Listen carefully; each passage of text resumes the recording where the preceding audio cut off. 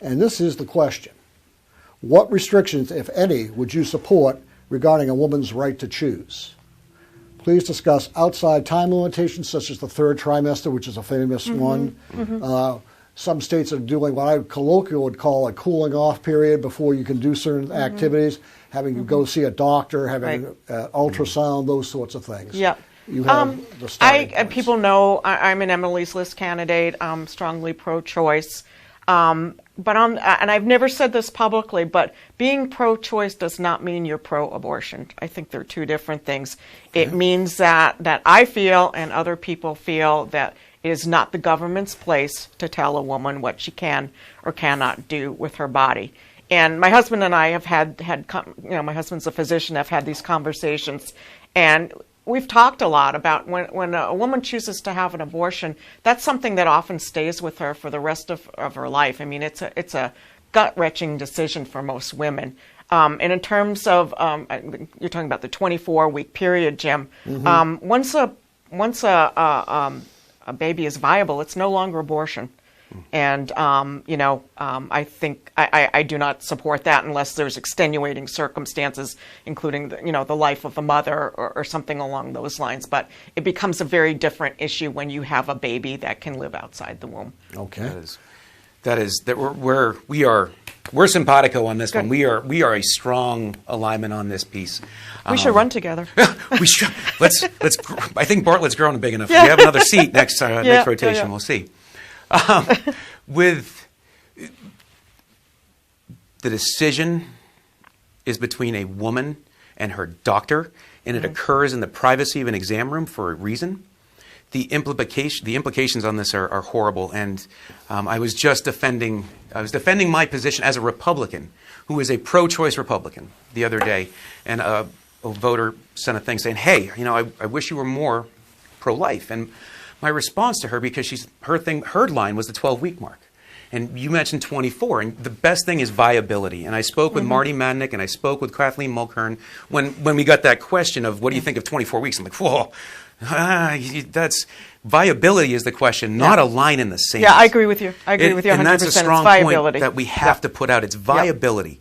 And at 24 weeks, it's 0.1%. Less than 1 in 100 will survive. And they're going to survive with horrible quality of life.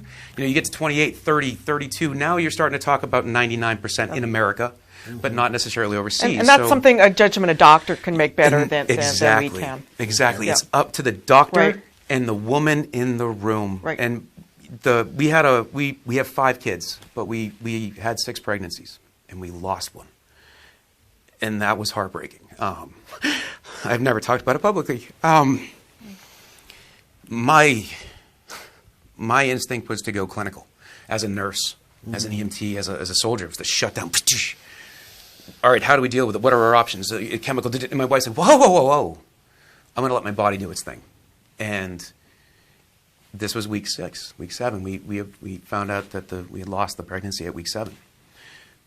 But the miscarriage didn't officially occur until week 13. You draw a line in the sand, like some of the states down south are trying to do. You draw a line in the sand, and all of a sudden, if something had happened and her health had gone, and you bar it, now my wife is going to die because of that. So any time that a woman's life is at risk, no, mother's first. Babies always. If they're viable, babies always. But the mother first. The mother first. Okay. Babies always. Yeah, and with the number of children, you have your it was the biggest fear every time we got pregnant. I was petrified.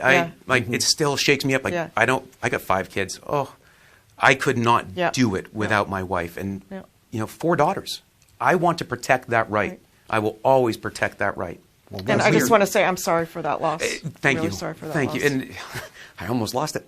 Yeah, I almost did too. I almost lost it. I've never talked about it publicly. My wife and I have been discussing it, and she's like, you need to tell the story. And she's at the point now where she's ready to talk to people. And it was like 1 in 3. And it's like a private club that you don't want to be part of. You never want to be part of that club. But once you are, the others who have gone through that horrible experience and how it sticks with you forever. Yep. Forever. Amazing. So to make it worse by putting the government in the room with you? No. Wow. I'm sorry. No, that's some very interesting material. And And thank you are both. brave as a Republican. I'm sure that you said you got that email. Yeah. I'm sure there are people who disagree. So, Personal courage, right? Yeah, it is. Health, Absolutely. wealth, a reputation, and I guess it's cathartic to put it out there. And hopefully more people will talk about this. Because if we can come together on this, then people need to come together on a lot more than this. 73% of people in New Hampshire support this. In 1997, Jean Shaheen wiped out the barriers to this. There's only 3 laws on the books that actually, but there has been numerous assaults. I'm sure you got the pro-life pack. That sheet, I looked at that. I was like, nope, we're not going to fill that out.